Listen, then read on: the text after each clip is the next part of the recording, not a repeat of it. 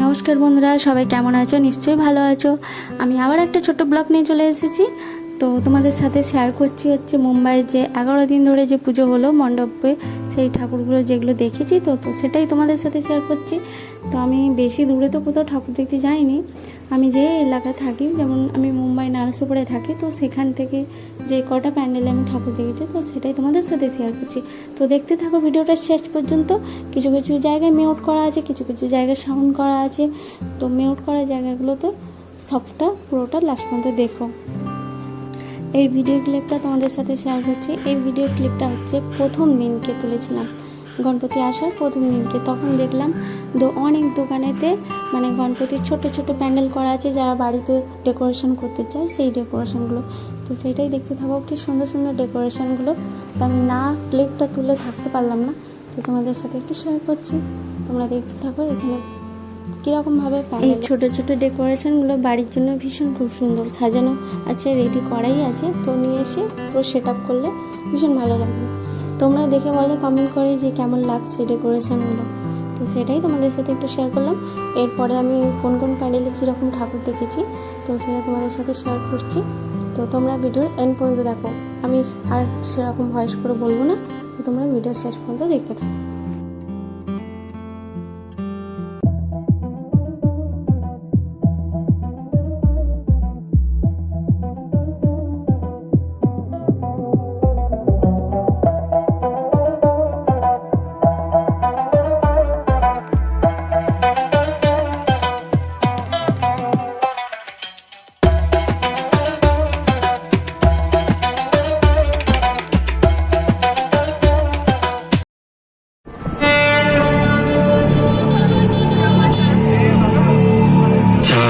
यात्रा भारत में सबसे महत्वपूर्ण और श्रद्धेय तीर्थ यात्राओं में से एक है। यह हिमालय में स्थित 4 पवित्र तीर्थ स्थलों यमुनोत्री, गंगोत्री, केदारनाथ, बद्रीनाथ की यात्रा है। यह यात्रा केवल यात्रा नहीं बल्कि एक आध्यात्मिक अनुभव है। 4 धाम यात्रा एक ऐसी यात्रा है जिसमें शारीरिक और मानसिक शक्ति के साथ साथ देवताओं के प्रति दृढ़ आस्था माधव अब आते हैं जो हमें रास्ता दिखा सकते हैं। सभी श्री कृष्ण वहाँ प्रकट होते हैं। और मैंने पहले भी कहा था कि महादेव आपसे अत्यंत रुष्ट हैं और इसलिए वो आपको प्रत्यक्ष दर्शन नहीं देना चाहते। तो हमें इस भौतिक हत्या के पाप से मुक्ति कैसे मिलेगी? मुक्ति तो आप सबको केवल महादेव ही दिला सकते हैं। और क्योंकि वो आपको प्रत्यक्ष दर्शन नहीं देना चाहते, वो काशी से अंतर्ध्यान होकर अपने प्रिय स्थल केदार में गए हैं।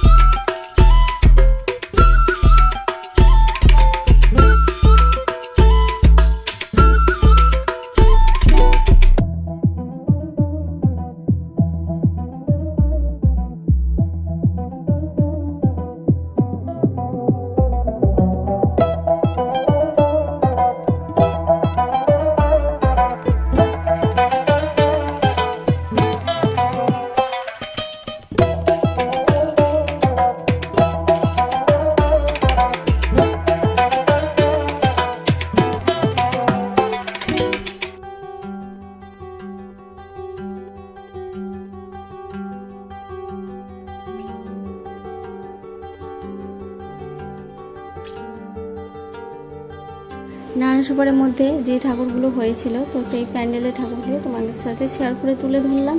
তো তোমাদের কেমন লেগেছে একটু বলো কমেন্ট করে প্লিজ, আর ভিডিওটা শেষ পর্যন্ত দেখো। তো আর ভিডিওটা বাড়াচ্ছি না, তো এখানেই ভিডিওটা আমি শেষ করছি। তোমরা ভালো থেকো, সুস্থ থেকো, দেখা হবে আবার নেক্সট ব্লগে। নমস্কার।